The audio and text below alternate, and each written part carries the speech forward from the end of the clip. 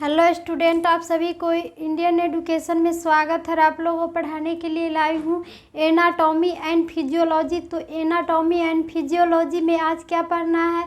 अस्थि संस्थान पार्ट पढ़ना है, स्केलेटल सिस्टम पार्ट में पढ़ना है, एंटीरियर फंटानेल के बारे में। तो देखिए, आप सभी वीडियो अच्छा लगे तो वीडियो को लाइक करें। तो ये क्या है कि चैप्टर 6 अस्थि संस्थान या कंकाल तंत्र स्केलेटल सिस्टम के अंतर्गत आज क्या पढ़ना है? तो एंटीरियर फंटानेल कहाँ पर होती है इसके बारे में जानना है। तो एंटीरियर फंटानेल यह खोपड़ी के शिखर पर दो पेराइटल अस्थियों के कोनों, यह कहाँ पर? तो खोपड़ी के ऊपर, जो माथा वाले खोपड़ी के ऊपर वाले भाग के शिखर, जो ऊंचाई पर शिखर पर दो पेराइटल अस्थियों का कोनों एंगल, जो पेराइटल अस्थियों का कहाँ पर? तो ये खोपड़ी के ऊपर, जो खोपड़ी के ऊपर ये दो अस्थियाँ जो कोनों के रूप में, किसके? तो एंगल के रूप में, और फ्रंटल अस्थि के दो भागों को संगम स्थल, और फ्रंटल अस्थि के दो भागों को संगम स्थल पर, कौन स्थल पर? तो संगम स्थल पर स्थित रहता है। तो यह सबसे बड़ा ही फंटानेल होगा, और जो सबसे दो भागों में संगम ऊपर की ओर जो स्थल पर फ्रंटल के स्थित रहेगा, तो यह सबसे बड़ा क्या होगा? तो ये फंटानेल होगा। और सबसे जो बड़ा भाग होगा कहाँ पर? तो खोपड़ी के ऊपर, तो वह क्या कहलाएगा?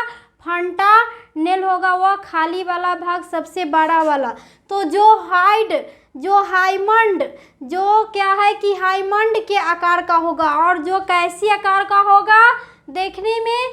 तो वो हाइमंड के आकार का होता है। और सामान्यतः बच्चों के जन्म के उपरांत, और सामान्यतः यह कब होगा? तो ये बच्चों के जन्म के उपरांत, जो बच्चा जन्म लेगा उसको जन्म के उपरांत ही, जन्म लेते ही ये होगा। और 18 माह की आयु तक पूर्ण रूपेण बंद नहीं हो पाता है, और 18 माह तक ले क्या होता है कि यह पूर्ण रूपेण बंद नहीं होगा।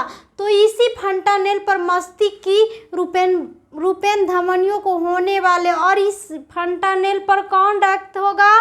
तो ये इस फंटानेल पर मस्तिष्क की धमनियों में होने वाले, मस्तिष्क की कौन अंग? तो धमनियों के में होने वाले रक्त बहाव को छूकर, और जो रक्त बहाव होगा उसको क्या किया जाएगा मस्तिष्क में? तो उसको छूकर अनुभव किया जा सकता है, और उसको क्या किया जाएगा? तो वो छूकर मस्तिष्क में अनुभव किया जाएगा। तो शैशवावस्था में निर्जलीकरण, शैशवावस्था में क्या होती है? तो निर्जलीकरण, डिहाइड्रेशन की अवस्था में यह क्षेत्र दब जाता है। और जो बच्चा शैशवावस्था में जो जन्म लेता है उसको क्या हो जाती है? तो वो डिहाइड्रेशन, तो अवस्था में यह क्या होगा? तो यह क्षेत्र दब जाएगा। कौन क्षेत्र? तो यही फंटानेल क्षेत्र जो दब जाता है माथा में, यह तो क्या हो जाएगा? तो ये जो एक गंभीर चिन्ह हो जाएगा, और वह गंभीर चिन्ह हो जाएगा। तो वो किसके कारण होता है डिहाइड्रेशन बच्चों में? तो ये फंटानेल के ही दब जाने के कारण हो जाती है। तो ये पोस्टेरियर, अब क्या है कि पोस्टेरियर फंटानेल क्या होगा?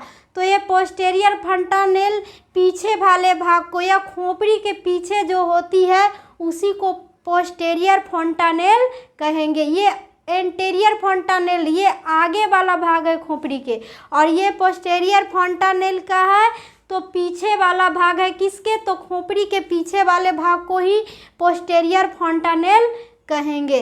तो ये पोस्टेरियर फंटानेल यह खोपड़ी के पिछले भाग में ही, यह खोपड़ी के कहाँ पर? तो ये पिछले भाग में ऑक्सीपिटल अस्थि एवं दो पेराइटल, और कौन? तो ऑक्सीपिटल हड्डी एवं पेराइटल हड्डियों का, और पेराइटल अस्थियों का ही संगम स्थल पर स्थिर रहेगा।